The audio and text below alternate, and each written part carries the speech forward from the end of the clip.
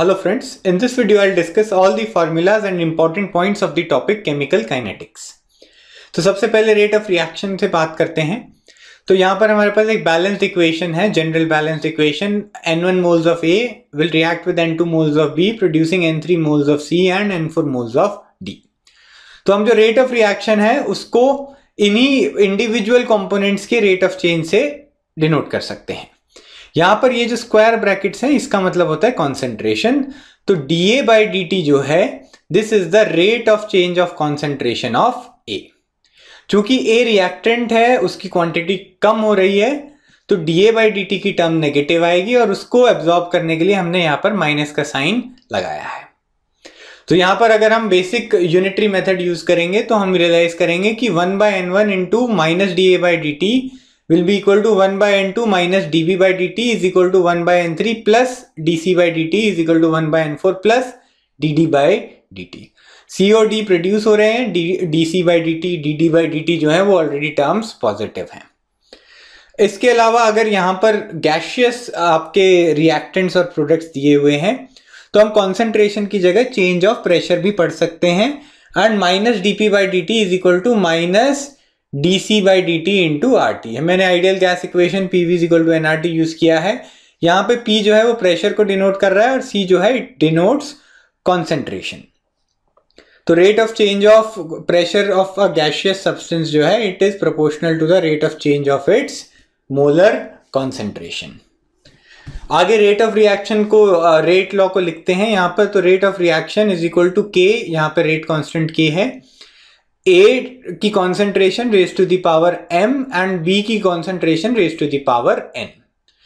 तो rate of reaction को हम किसी भी इंस्टेंट पे देख सकते हैं कि it will be proportional to the concentration of the reactants present. यहां पर M और N जो हैं दीज आर जनरली इंटीजर्स और हाफ इंटीजर्स। M जो होता है it is known as order of the reaction with respect to A, N is the order of the reaction with respect to B। ये जो powers हैं और जो total power हो जाएगी sum of both the powers M plus N जो है it is known as overall order of the reaction. अब ये जो M और N है इन्हें हम एक्सपेरिमेंटली ऑब्टेन करते हैं। They are not necessarily equal to the stoichiometric coefficients. यहां पर M और N इन टर्म्स N1 और N2 से रिलेटेड नहीं है। तो ऑर्डर जो है वो एक्सपेरिमेंटली फाउंड आउट किया जा सकता है and we can not deduce order of a reaction from the equation of the given reaction. Order जो है हमें एक्सपेरिमेंटली ही निकालना पड़ेगा। तो यहां पर ये जो रेट ऑफ रिएक्शन की मैं बात कर रहा हूं, इस टॉपिक से रिलेटेड काफी सारे क्वेश्चंस आते हैं जिसमें हमें टेबल में डेटा दिया होता है, अलग अलग इंस्टेंट पे A, B की कॉन्सेंट्रेशन और रेट दिया होगा। 2-3 एक्सपेरिमेंट्स होंगे, उस डेटा को यूज करके हम ऑर्डर ऑफ द रिएक्शन निकालते हैं। This question is commonly asked in JEE as well as CBSE board exams. First order reaction को अब हम अलग से डिस्कस करेंगे। फर्स्ट ऑर्डर रिएक्शंस में rate of change of the reactant minus dA by dt is equal to K into A to the power 1। तो rate of reaction जो है वो रिएक्टेंट की डायरेक्टली प्रोपोर्शनल है, concentration of reactant to the power 1 है। तो यहां पर इक्वेशन को इंटीग्रेट करके हम देख सकते हैं ln A upon A0 is equal to minus K। A0 जो होती है वो T0 पे यानी कि इनिशियल कॉन्सेंट्रेशन होती है। A is the concentration at any time T। इसी इक्वेशन को हम ऐसे भी लिख सकते हैं 2.303 log to the base 10 A upon A0 is equal to minus K T। Exponential form में अगर हम लिखेंगे तो A concentration of A at any time T will be equal to A0 e to the power minus KT। और अगर आपको initial concentration नहीं दी हुई है, दो अलग अलग टाइम इंस्टेंट्स पे कॉन्सेंट्रेशंस हैं, तो हम फर्स्ट ऑर्डर रिएक्शन में उन वैल्यूज को डायरेक्टली यूज कर सकते हैं। टाइम T1 पे कॉन्सेंट्रेशन A1 है, टाइम T2 पे कॉन्सेंट्रेशन A2 है। तो 2.303 log A2 upon A1 is equal to minus K T2 minus T1। आप ध्यान रखेंगे T2 यहाँ पे पहले है तो A2 की टर्म ऊपर रखनी है। इन दोनों को ऊपर नीचे मिक्स अप आप कोशिश करेंगे ना करने की। ग्राफ देख लेते हैं। यहाँ पे A कॉन्सेंट्रेशन ऑफ A जो है वो एक्सपोनेंशियली डिपेंड करती है T के ऊपर, एक्सपोनेंशियल डीके हो रहा है यहाँ पे। तो कॉन्सेंट्रेशन ऑफ A और टाइम T का ग्राफ ये यहाँ पे एक्सपोनेंशियल डीके की फॉर्म में मैंने दिखाया है। अगर हम ln log ले लेते हैं दोनों तरफ तो ग्राफ स्ट्रेट लाइन आती है। ये जो इक्वेशन है इसको हम यहां पे यूज करेंगे, ln a is equal to ln a naught minus kt। तो यहां पे ln a और t ग्राफ की अगर आप स्लोप देखते हैं, ये स्ट्रेट लाइन ग्राफ है, तो स्लोप किसके बराबर होगी, माइनस k के बराबर होगी। ठीक है, अगर यहां पर हम log टू द बेस 10 ले लेंगे तो आपको 2.303 का फैक्टर इंक्लूड करना पड़ेगा इक्वेशन के अंदर। टी हाफ लाइफ जो होती है फर्स्ट ऑर्डर रिएक्शन के लिए 0.693/K। आप देख सकते हैं हाफ लाइफ इनिशियल कॉन्सेंट्रेशन के ऊपर डिपेंड नहीं करती है। Half life for first order reaction is constant. इसका मतलब है किसी भी मोमेंट पे आपके पास जितनी भी कॉन्सेंट्रेशन है, इतने टाइम के बाद उसकी कॉन्सेंट्रेशन हाफ बचेगी।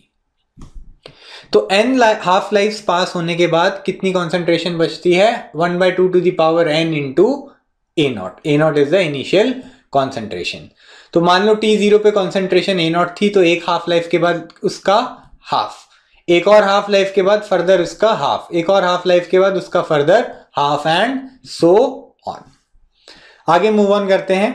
अगर एक सब्सटेंस दो अलग अलग प्रोसेसेस से साइमल्टेनियसली ब्रेक होता है तो दोनों प्रोसेसेस के जो रेट कांस्टेंट हैं वो ऐड अप हो जाते हैं और total rate constant of the decay of the substance becomes equal to K1 plus K2। तो जो कंबाइंड रिएक्शन है, साइमल्टेनियसली दोनों रिएक्शन हो रहे हैं जिसकी वजह से A जो है रिएक्टेंट कम होता जा रहा है, तो 1/t half of the combined reaction is equal to 1/t half of the first reaction plus 1/t half of the second reaction. Physics में भी ये टॉपिक काफी डिटेल में डिस्कस किया गया है, क्योंकि जितने भी रेडियो एक्टिव डीके के प्रोसेसेस होते हैं they are all first order reactions. तो कॉन्सेप्ट यहां पर हमने डिटेल में देखा है। इसके टाइप के न्यूमेरिकल्स फिजिक्स में भी आते हैं, लेकिन केमिस्ट्री के जेईई मेन के पेपर में भी रेडियो एक्टिव डीके के क्वेश्चंस काफी कॉमनली पूछे जाते हैं। आगे मूव ऑन करेंगे, जीरो ऑर्डर रिएक्शन की बात करते हैं, यानी कि rate of the reaction at any instant is independent of the concentration of the reactant. तो minus dA/dt is Ka to the power 0। यहां पे ऑर्डर जो है रिएक्शन का वो 0 है। काफी सिंपल इक्वेशन आएगी, एक इंटीग्रेट करने के बाद concentration of A is equal to concentration A not मतलब initial concentration minus K into T। T is the time at which we are calculating the concentration A। यहां पर K जो है it is the rate constant, और T half life जो होती है zero order reaction के लिए it is equal to A not by 2K। तो जीरो ऑर्डर रिएक्शन के लिए हाफ लाइफ इनिशियल कॉन्सेंट्रेशन के ऊपर डिपेंड करती है। तो अगर कोई भी in general nth order reaction आपको दिया हुआ है तो उसकी जो टी हाफ होती है it is proportional to 1 by initial concentration raise to the power n minus 1। तो ये काफी इंपॉर्टेंट रिजल्ट है, आप इसको ध्यान में रखिए। For example zero order reaction अगर हमें दिया हुआ है तो यहाँ पे n की वैल्यू 0 डालेंगे और डिनोमिनेटर में इनिशियल कॉन्सेंट्रेशन की पावर बचेगी -1, यानी कि directly proportional to A naught. अगर फर्स्ट ऑर्डर डालेंगे तो यहां पर n की वैल्यू 1 डालेंगे, 1 माइनस 1 क्या होता है 0, यानी कि A नॉट की power 0 which means independent of initial concentration. First order में हम पढ़ चुके हैं टी हाफ होता है 0.693/K, यानी कि इंडिपेंडेंट ऑफ इनिशियल कॉन्सेंट्रेशन। आगे मूव ऑन करते हैं, अरेनियस इक्वेशन की बात करेंगे कि टेम्परेचर का इफेक्ट क्या होता है रेट ऑफ रिएक्शन के ऊपर। तो रेट कांस्टेंट जो होता है it depends on temperature at which reaction is happening. K is equal to A e to the power minus EA by RT. This is the Arrhenius equation. K rate constant है, capital A जो है it is a constant, it is known as frequency factor. EA जो है it is the activation energy of the reaction. R जो है universal gas constant है 8.314 joule पर मोल kelvin. आप यूनिट्स का ध्यान रखिएगा, R की वैल्यू अगर आप 8.314 जूल्स पर मोल केल्विन यूज करते हैं तो एक्टिवेशन एनर्जी को भी आप जूल्स में पुट करेंगे और टेम्परेचर को हम एक्सप्रेस करेंगे केल्विन के अंदर। तो अगर हम दोनों तरफ लॉग ले लेते हैं तो यहां से इक्वेशन आ जाएगी log K is equal to log to the base 10 में यहां पे ले रहा हूं minus EA by 2.303R into 1/T plus log A। तो यहां पर K का वेरिएशन हम 1/T के साथ अगर देखें, T की बजाय 1/T को हम वेरिएबल मान लेते हैं तो आप देखेंगे ये स्ट्रेट लाइन की इक्वेशन है, y is equal to mx plus c। ठीक है, यहां पर log K एक वेरिएबल हो गया, इसको हम y से इक्वेट कर रहे हैं, 1/T इज अनदर वेरिएबल, ये x है। तो x के साथ जो भी टर्म आती है दैट इज द स्लोप। तो minus activation energy upon 2.303 R जो हो गया वो उस लाइन की स्लोप हो जाएगी, प्लस लॉग ए, ये लॉग ए जो टर्म है this will be the y intercept. ठीक है, तो आप ये ग्राफ बना के देख सकते हैं। यहाँ पे मैं एक रफ ग्राफ ड्रॉ कर देता हूं। यहाँ पर अगर हम log to the base 10 k की बात करें विद 1/t, तो ग्राफ जो है वो इस तरीके से स्ट्रेट लाइन आएगा। इस लाइन की स्लोप हो जाएगी -EA/2.303 r, और ये जो पॉइंट है y इंटरसेप्ट, इसकी वैल्यू होगी log a के बराबर। आगे मूव ऑन करते हैं। तो यहाँ पे ये जो ग्राफ है ये आप ध्यान में रखेंगे, log k2 upon k1 is equal to EA/2.303 r 1/t1 minus 1/t2।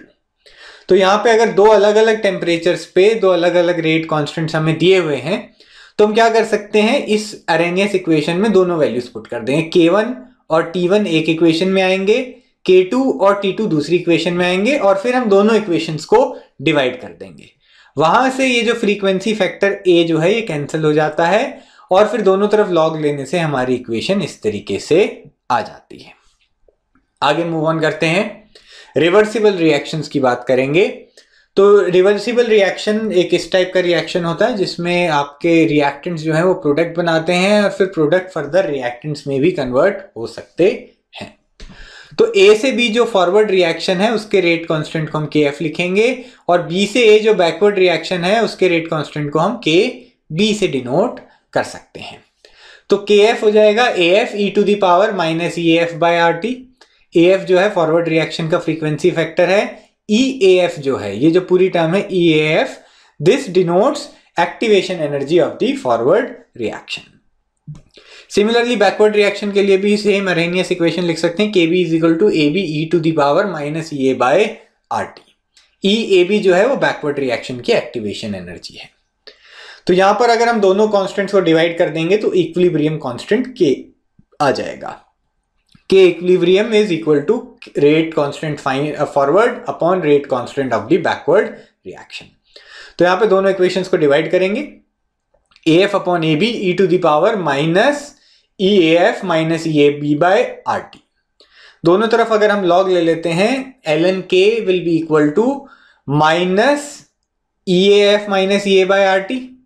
ये जो टर्म होती है activation energy of the forward reaction minus activation energy of the backward reaction, ये जो टर्म है this is equal to delta H of the given reaction. इस reaction के enthalpy change के बराबर होता है।